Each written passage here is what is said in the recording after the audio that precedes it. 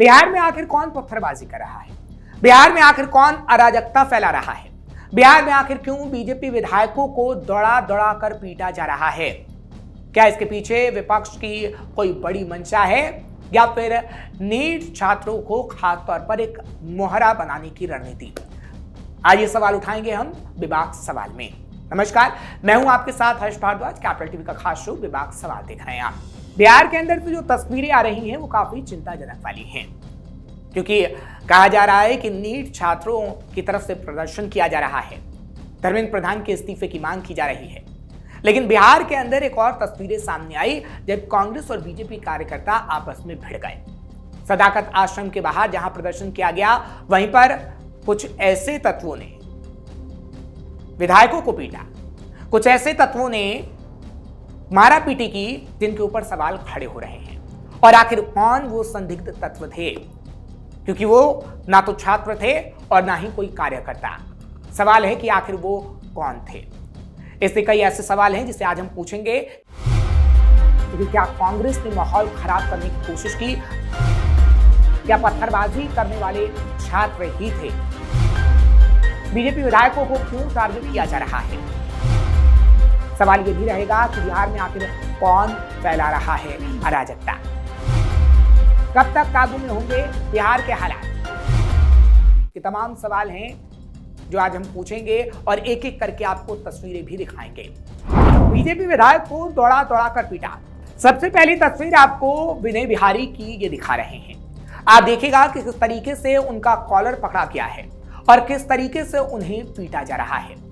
गनीमत ये रही कि उन्हें ज्यादा चोटें नहीं आई। हाँ, हाथ पैर में जरूर चोटें आई हैं और उन्हें दौड़ा दौड़ा कर पीटा गया है।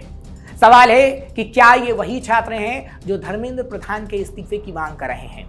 सवाल ये है कि क्या इनको किसी की तरफ से बुलाया गया था कि जाइए और बीजेपी विधायकों को दौड़ा दौड़ा कर पीटिए, गुंडागर्दी करिए, या फिर ये कांग्रेस के कार्यकर्ता हैं? आखिर ये कौन लोग हैं?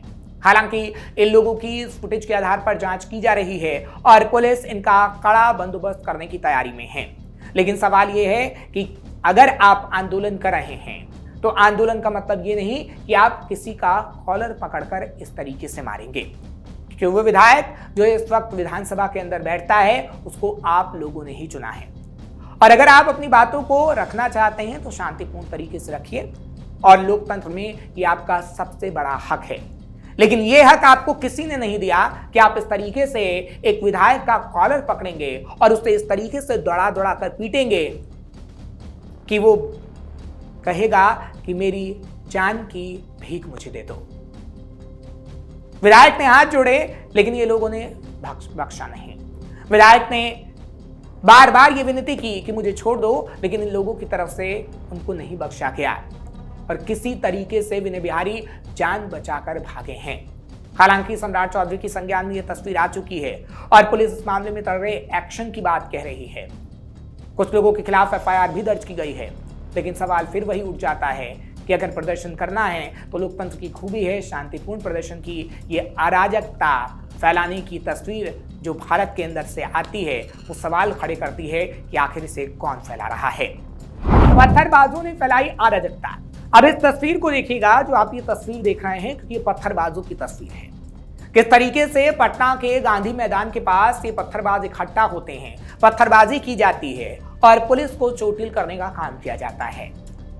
क्या वाकई ये छात्र रुक सकते हैं? ये सबसे बड़ा सवाल है, क्योंकि छात्र अपनी मांगों को लेकर प्रोटेस्ट करेगा तो अपनी मांगों को रखेगा, ना कि पत्थरबाजी करेगा। इन तस्वीरों में आप गौर करिएगा कि किस तरीके से इन्होंने अपने चेहरे पर नकाब लगाया हुआ है, पत्थर फेंक रहे हैं और तो और ऐसी तस्वीर पेश करने की कोशिश की जा रही है जैसे कभी कश्मीर में हुआ करती थी। हालांकि प्रशासन ने हालात को किस तरीके से काबू किया है, लेकिन आखिर ये लोग आए कहां से? ये बिहार के ही वासी हैं या फिर बाहर से आए हैं? ये भी एक सबसे बड़ा सवाल है, क्योंकि बिहार के अंदर प्रोटेस्ट तो किया जा रहा था। सुबह से तस्वीर शांतिपूर्ण प्रोटेस्ट की भी आ रही थी, लेकिन आखिर 12 बजते बजते ऐसा क्या हुआ कि प्रोटेस्ट उग्र हो गया और जितने भी छात्र थे जो पत्थरबाजी करते नजर आ रहे थे उनके चेहरे पर नकाब चढ़ जाता है।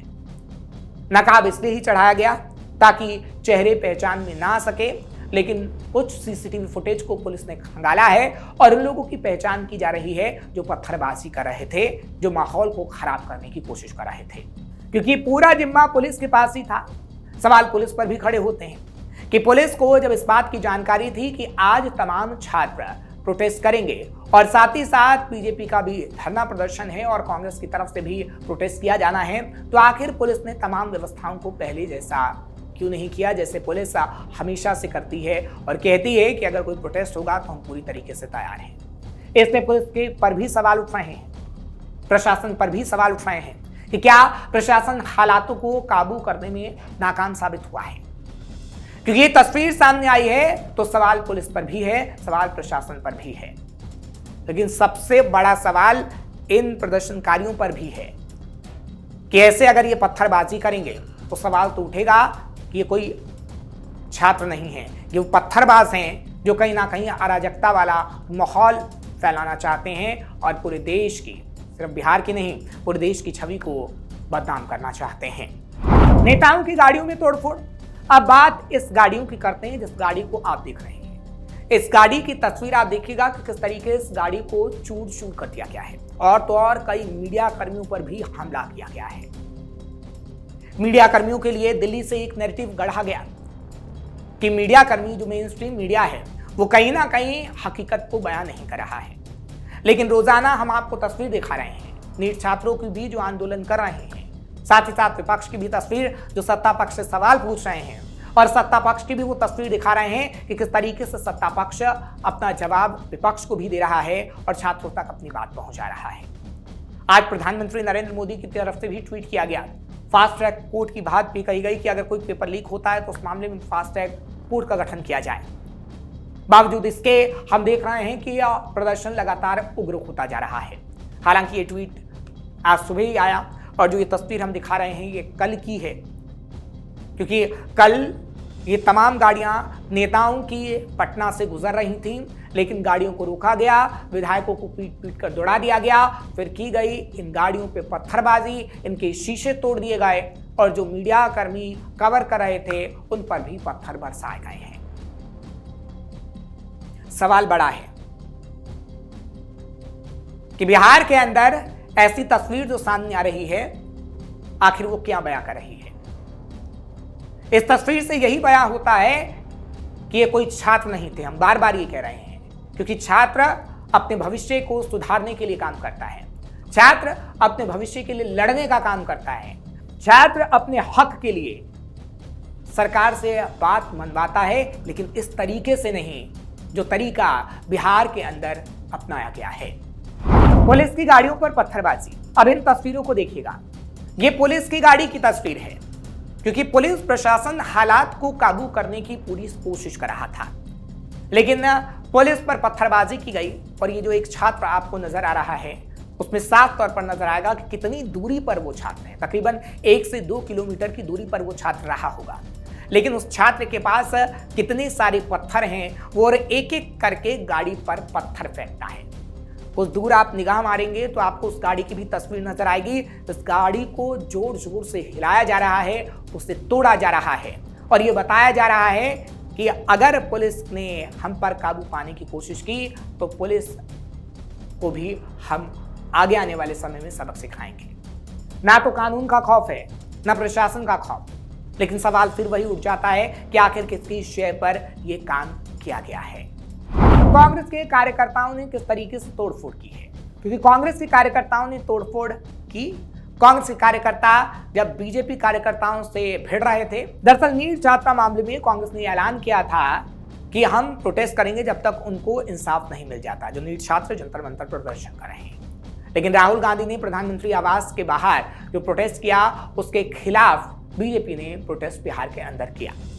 और जब कांग्रेस और बीजेपी के कार्यकर्ता आपस में भिड़े तो एक ऐसी तस्वीर देखने को मिली जिसने कई सवाल पूछने पर मजबूर कर दिया, क्योंकि कांग्रेस पूरी तैयारी के साथ आई थी। कांग्रेस के पास कांग्रेस का झंडा तो था, जो तमाम कार्यकर्ता थे, लेकिन 2-2 झंडे और थे और जेब में उनके पत्थर भी भरे हुए थे।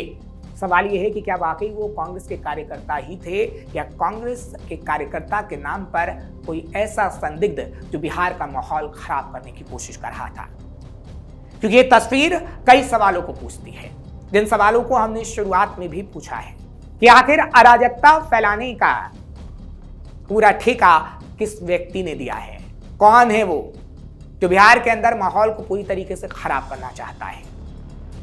क्योंकि छात्र ऐसे प्रदर्शन नहीं करते, शांतिपूर्ण प्रदर्शन होता है और किसी भी छात्र से लगातार आप बातचीत करेंगे तो वो यही कहेगा कि हम बातों को मनवाना तो चाहते हैं लेकिन पत्थरबाजी नहीं करना चाहते, बिहार का माहौल खराब नहीं करना चाहते। लेकिन ये माहौल खराब किसने किया, ये जांच का विषय है और पुलिस को जल्द से जल्द इन लोगों को हिरासत में लेना होगा। आपको ये खबर कैसे लगी कमेंट सेक्शन में जरूर बताएं। खबर को लाइक शेयर करें, कैपिटल टीवी को सब्सक्राइब करना मत भूलिएगा।